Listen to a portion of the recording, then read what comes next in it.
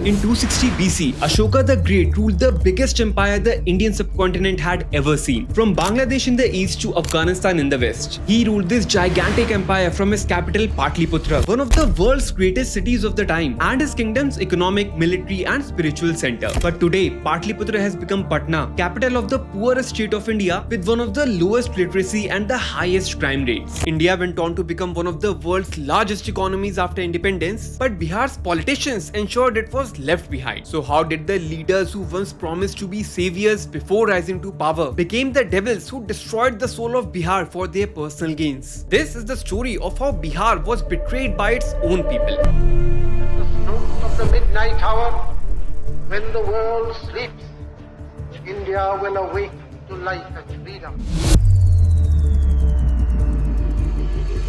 When the British left India after independence, the economy was in absolute chaos. There were only a few industries, as most Indians depended on agriculture for their livelihood. However, the most hopeless of all states was Bihar. In 1951, 87% of Bihar's population relied on agriculture to make a living, much higher than the national average. The British had ignored Bihar for centuries, focusing on coastal cities like Bombay and Madras because it helped with their trade. But then things took an even darker turn. While most states industrialized rapidly in the next decade, Bihar became a silent spectator as an exception to India's growth story. Because Prime Minister Nehru took a drastic step in 1952 which sacrificed Bihar for the growth of other Indian states. Nehru wanted to reduce India's dependence on agriculture and move towards heavy industries like steel and energy. However, his ambition faced a huge roadblock. This required him to spread the factories across the country. But the resources needed for such industries like coal and iron were concentrated in just a few states. And on top of that list was Bihar. Research suggests that Bihar had more than 40% of India's coal, 32% of its bauxite, 59% of its copper, and 17% of its iron ore. So to distribute these resources evenly, PM Nehru introduced the Freight Equalization Policy in 1952. Bihar में भी industry में हमको raw material वही cost per मिलेगा और एक फार flung state में भी जाइए तो भारत सरकार आपको फाइनेंशियल असिस्टेंस दे देगी, आपको भी उसी रेट पर मिलेगा. At that time, raw materials like coal were mined in places like Bihar, so they were much cheaper there. For example, if coal cost 10 rupees per kg in Bihar, transporting it to cities like Bombay or Madras raised the price to 15 rupees per kg. This meant it made sense for industries to set up factories near the source in Bihar. But PM Nehru changed that. Under the new policy, the government virtually covered the transportation cost of raw materials. So even in Bombay or Madras, industrialists paid only 10 rupees per kg for coal, the same as in Bihar. As a result, there was no longer any cost advantage to setting up factories in Bihar. Industrialists preferred port cities like Bombay and Madras, which already had better infrastructure and access to markets. Meanwhile, Bihar lost its main advantage, access to cheap raw materials. And PM Nehru had no idea that this single decision would change the fate of Bihar forever. After 1951, the entire country developed rapidly and moved on from agriculture. But Bihar never developed a strong industrial sector. 1% of Bihar's main workers still depended on agriculture in 1991, much higher than the national average of 62.9%. President Pranab Mukherjee famously agreed that the Freight Equalization Policy was a key reason for Bihar's stunted growth. But in 1991, something unexpected happened that took Bihar even further down. The entry of a leader who took Bihar back by at least a decade, Lalu Prasad Yadav. Nehru ji ने कहा था कि अटल एक दिन तुम देश का प्रधानमंत्री बनेगा. आपने कहा नेहरू जी तो एक बार बोले, आप हो गए दो बार. हम लालू यादव, हम महिला का अपमान हमसे बढ़ के कोई महिला का देगा नहीं सम्मान. Bihar's economic challenges were only half of the problem. The other half was the evil caste-based discrimination. And the reason for that was what the British did centuries ago. Collecting taxes from millions of farmers directly was a headache for the British. So in 1793, they introduced the Zamindari system in Bihar. They gave large pieces of land to landlords called Zamindars. Each Zamindar had to pay a fixed amount of money to the British every year. Farmers worked on the Zamindars' land and paid them rent or part of their harvest. Whatever the Zamindars collected minus what what they paid to the British was their profit. If crops failed, the British still demanded the fixed payment from the zamindars. So they squeezed the farmers even harder. These farmers often fell into debt traps and had virtually no rights. And this continued for more than 150 years. At the time of independence, 90% of the land in Bihar was held as zamindari holdings. And the zamindari system had a catastrophic effect on Bihar's culture. It created a class-based society in Bihar. A handful of upper-class wealthy zamindars who owned most of the land and a huge lower class of extremely exploited and poor farmers. While the government abolished the zamindari system by 1950 on paper, the reality was entirely different. India Today reported horrific details in 1986, chilling incidents of how the upper class brutally oppressed, forced, underpaid and even killed people from the lower caste, often without any consequences. Even 30 years after the abolishment, the state had only managed to acquire 1.26% of agricultural land from the zamindars. But in 1990, all the oppressed population found a savior. अगर एक नेता और एक प्रधानमंत्री का जितना जान का कीमत है उतना आम इंसान का जान का भी कीमत है, हम अपने राज्य में मतलब दंगा फसाद को फैलने नहीं देंगे. Lalu Prasad Yadav rose from Bihar, promising the lower caste people that he would abolish this inequality, rallying them behind him. In his speeches, Lalu Prasad championed the cause of equality and promised development and hope for Bihar. And the result? It shocked politicians across India. Lalu Prasad formed the government under his Janata Dal party in March 1990. And for a fleeting moment, the people of Bihar thought that everything was about to change for the better. But they had no idea that the Masiha would turn out to be the devil. Lalu Prasad Yadav rose to the power on the foundation of caste-based politics. His slogan was Vikas nahi Samman chahiye, or we want respect, not economic development. As that followed gave exactly that. While social empowerment was certainly needed in Bihar, his government took it way too far. Lalu Prasad hated the upper caste sections of society in Bihar. But since these upper castes were generally wealthier, they had better access to resources and education. This meant that the bureaucracy used to be dominated by them. So he knew that if he made new recruitments, most of them would likely come from upper caste backgrounds. Therefore, in his hatred for upper class people, he stopped recruitment altogether. And the result was like a knife in the heart of Bihar. It caused massive vacancies across the entire state machinery. 90% of doctors' positions were vacant. Classrooms had 122 students for every teacher, and most of the administrative posts were left vacant. Even the chairman's post at the Bihar Public Service Commission, the body responsible for state recruitment, was vacant for several years.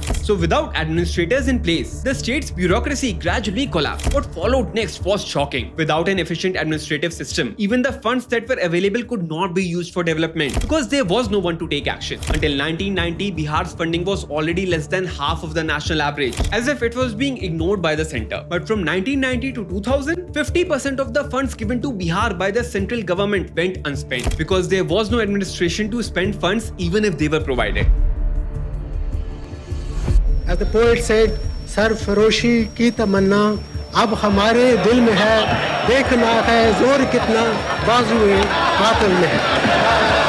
Sir After the liberalization reforms of 1991, India entered a golden era. It became one of the fastest growing economies in the world. However, during the same time, Bihar watched as a silent spectator as development came to a halt. From 1991 to 2001, India's GDP grew at a rate of almost 10% per annum. But Bihar's GDP growth during this period was minus 0.6%. Its economy actually shrank. He didn't want the upper caste to benefit, so he took the entire state down with him. But if the bureaucrats were not present, who was running the districts? जी आपके शहाबुद्दीन से क्या रिश्ते हैं? अरे तुम बराबर यही सवाल पूछते हो. बता दीजिए, आपने फोन पे आप बात करते हैं सर शहाबुद्दीन से? The answer is a dark blot in Bihar's infamous past. From 1991 to 2005, the entire state of Bihar was divided among criminal lords known as Bahubali. यार उस एरा में शहाबुद्दीन से बड़ा क्रिमिनल कौन था पूरे बिहार में? और शहाबुद्दीन वहाँ का मिनिस्टर है गवर्नमेंट में. शिवान में दुकानों में शहाबुद्दीन के पोस्टर्स लगे होते थे to show allegiance. These Bahubalis virtually controlled their entire region. In some cases, they were even elected as MLAs. So law and order barely existed. If the CM needed something done, he would rely on the Bahubali of the area instead of calling the DSP. पूरे market से levy वसूल होती थी. कोई भी case पहले court में नहीं होके शहाबुद्दीन के पास जाती थी. वो एसपी को उन्होंने चाटा मार दिया. and this made them extremely powerful. Eventually, the law and order became so poor that it gave rise to new illegal industries altogether. Kidnapping became a business, leaking exam papers became common, and the sand mafia flourished, an illegal industry that is still over 7,000 crores today. In 1994, a High Court judge infamously said, anyone who is conscious will either commit suicide or leave Bihar. That's how corrupt and legally broken Bihar had become. However, the worst was yet to come for Bihar. In 2000, it received the ultimate and final blow. Bihar was divided and the new state of Jharkhand was formed. This partition was extremely unfair for Bihar. It was already heavily dependent on agriculture, but the partition made it worse. Most of the valuable assets like mineral mines, institutions like XLRI, and the industrial hub of Jamshedpur went to Jharkhand. Since all these industries were gone, the share of industrial output in Bihar's GDP fell from 22.5% to just 4.6% in a single year. Caste politics, jungle raj of corruption, and the creation of Jharkhand, all these meant that from 1990 to 2005, the average growth rate of Bihar's economy was less than 1%. The situation looked grim and the people of Bihar had lost all their hopes. But just as everyone thought there was no way Bihar could come back, someone rose once again and promised a new beginning. इस देश में एक बार नहीं अनेक बार ये अवसर आए हैं। कोई भी व्यक्ति जो सत्ता में बैठा हुआ है उसने ये सोचने की कोशिश की और ये जतलाने की कोशिश की कि हम संविधान, कानून, लोकतंत्र सबके ऊपर हैं। मेरे बिना ये देश नहीं चल सकता है, प्रदेश नहीं चल सकता है। जनता ने उनको धूल की चखाई। By the 2000s, the people of Bihar had realized that Lalu Prasad had made a joke out of their trust. So they had started turning against him. And leading this movement was Nitish Kumar, a politician who revolted against Lalu Prasad Yadav and promised his own version of equality and development. After a short 7-day term as the CM of Bihar in 2000, Nitish Kumar finally formed a stable government as the CM in 2005. कोई लाख कहे कि हम सड़कों पर निपटेंगे, तो सड़कों पर कोई एक व्यक्ति उतरने के लिए तैयार नहीं है। यहाँ पर सड़कों पर दूसरे लोग भी उतरेंगे जो लोकतंत्र की रक्षा करना चाहेंगे, वो भी सड़कों पर आएंगे।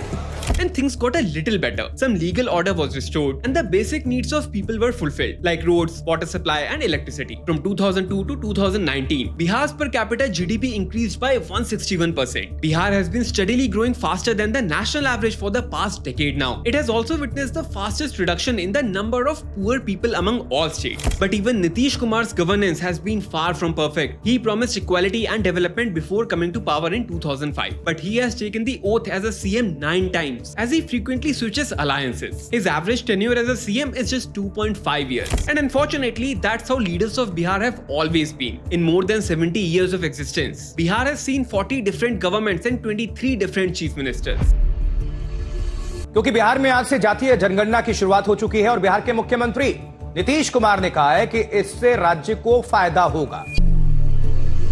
Even after Bihar was pulled back by almost a decade due to dirty caste politics, Nitish Kumar's government still conducted a one-of-its-kind caste census in Bihar in 2023, just so they could come up with newer narratives for caste-based polarization. When questioned, these leaders quote Bihar's growth numbers and say Vikas is happening. Bihar जानते हैं आगे बढ़ रहा है। अब बिहार कितना बढ़ेगा आप जानते हैं? अब पहले से तो हम लोग सब काम कर रहे थे, वो लोग कोई काम किया था? कोई काम नहीं किया था, हम लोग कर रहे हैं। However, these numbers do not tell the whole story. On paper, the average income of the people of Bihar has increased, but that increase is not well-rounded and equal. Bihar's per capita GDP in 2021 was 31,522 rupees, but 32 out of the 38 districts in Bihar had a per capita GDP below this average. Patna alone had a per capita GDP of 1.15 lakh rupees, 4 times higher than the state average. So development and earnings are concentrated in just a few districts. The rest of Bihar continues to lag behind. Bihar is still decades behind the rest of India, with no education, no skilled labor and no infrastructure to support industries. Its image of being a bad place to do business doesn't help its cause.